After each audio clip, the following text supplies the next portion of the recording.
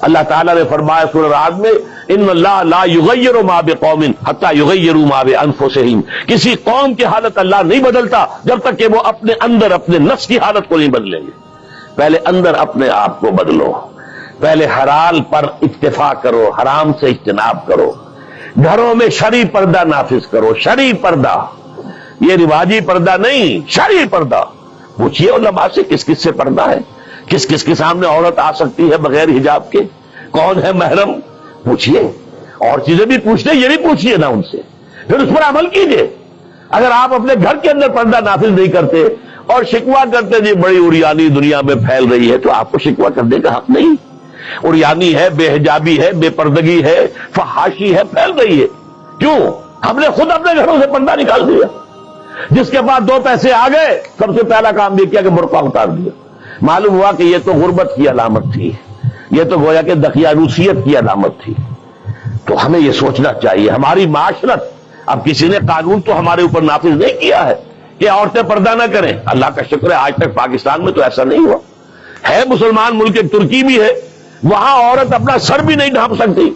آپ کو اپنے اخبار میں آپ نے پڑھا ہوگا، ایک ممبر آف پارلیمنٹ ان کی آ گئی تھی کہ جس نے صرف سر ڈھانپا ہوا تھا، سکارف رکھا ہوا تھا سر پر، اس جرم کی پاداش میں اس کی وہ اسمبلی کی ممبرشپ بھی گئی اور ترکی کی سٹیزن شپ بھی گئی۔ ہمارے ہاں تو نہیں، جس گھر سے بھی پردہ نکلا ہے اپنی مرضی سے نکلا ہے، جس نے بھی چھوڑا ہے اپنے ارادے سے چھوڑا ہے، کسی نے آپ پر لازم نہیں کیا۔ تو پہلا کام دیکھیے اصلاح معاشرہ کا، پہلے اپنے آپ کو بدلو، اپنے آپ کو ٹھیک کرو، اپنے کردار کو، اور دونوں اعتبارات سے اپنی معاش اور معاشرت، معاش آپ کی جو بھی کمائی ہے جس پر آپ کا گزارا ہے اس میں کوئی حرام کی آمیزش نہ ہو، معاشرت جو رہن سہن ہے، باقی ظاہر بات ہے چور کا ہاتھ تو آپ نہیں کاٹ سکتے، وہ تو جب تک قانون نہ بنے اور وہ نظام نہ بدلے، زانی کو آپ سنسار نہیں کر سکتے جب تک کہ شریعت کا قانون جو ہے اس کی بالادستی نہ ہو جائے، وہ آپ نہیں کر سکتے، سود آپ ختم نہیں کر سکتے جب تک کہ وہ نظام حکومت ختم نہ کرے، ورنہ تو ہر ایک جو ہے پورے ہمارے نظام کا جو ہے تانا بانا سود پر ہے۔ لیکن خود تو اپنے آپ کو بچا سکتے ہو، ڈائریکٹ انوالومنٹ تو نہ ہو سود میں، خود تو سود پر قرض نہ لو، خود تو اپنی بچت وہاں رکھ کر اس پر سود نہ کھاؤ، اور پھر ڈپازٹ رکھ کر جو ہے سود نہ کھاؤ۔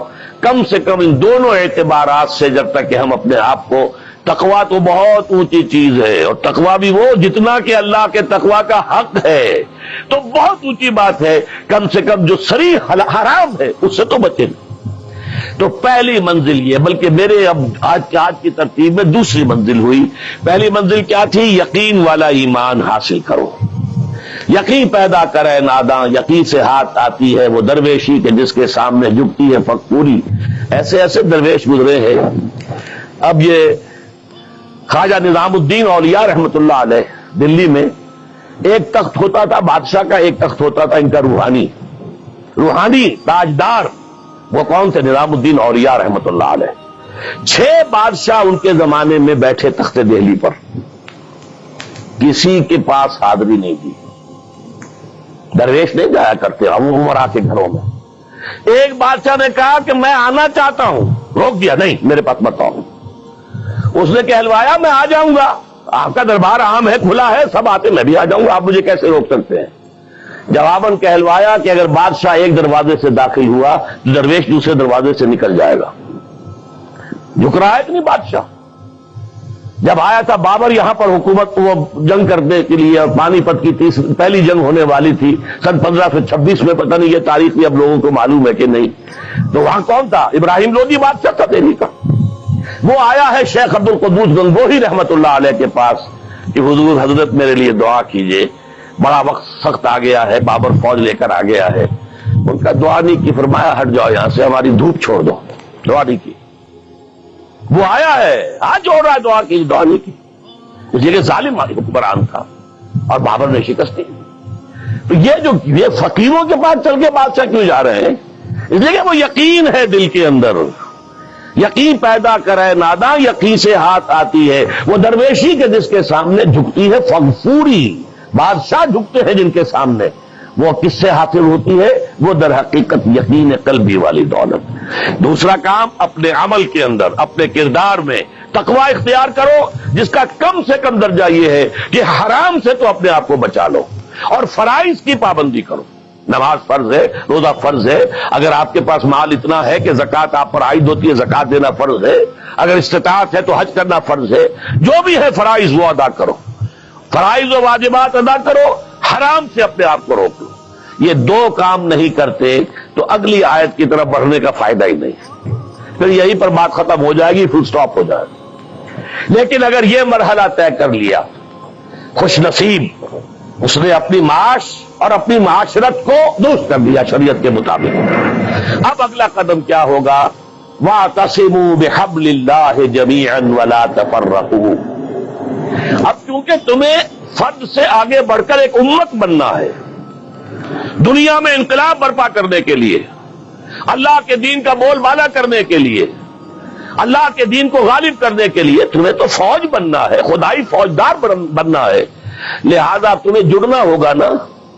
تمہیں جوڑنے والی شے کون سی ہوگی؟ میں نے کہا تھا نا، فصیل کی مضبوطی کا دار و مدار دو چیزوں پر ہے، اینٹیں پکی ہوں، افراد جو ہے ان میں تقوی آ گیا، فرما برداری آ گئی، اینٹ پکی ہو گئی دینی اعتبار سے۔ اب ان کو جوڑنے والی شے کیا ہے؟ فرمایا اور سب مل جل کر اللہ کی رسی کو مضبوطی سے تھام لو اور تفرقوں میں مبتلا نہ ہو۔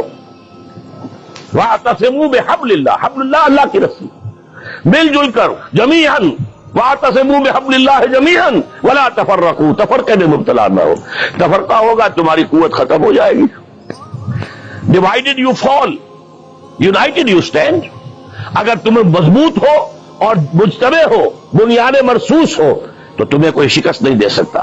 اگر تمہارے دل پھٹے ہوئے ہو، تمہارے اندر رکھنے ہو، تو تمہارے اندر سے غدار نکل آئیں گے۔ جیسے کہ آپ کو معلوم ہے کہ انگریز جو آیا ہے ہندوستان میں، بنگال میں غداری ہوئی، میر جعفر نے غداری کی، اس لیے بنگال میں پلاسی کی جنگ میں فتح ہوئی لارڈ کلائیو کو۔ دکن میں ہمارا آخری تیر جسے کہا اقبال نے، ترکشے مارا خدنگے آخری، ٹیپو سلطان آخری چٹان تھی ہندوستان کے اندر، اور وہ بھی ایک غدار کی وجہ سے۔ جعفر از بنگال و صادق از دکن، ننگے آدم ننگے دی ننگے وطن، تھے کون؟ مسلمان تھے۔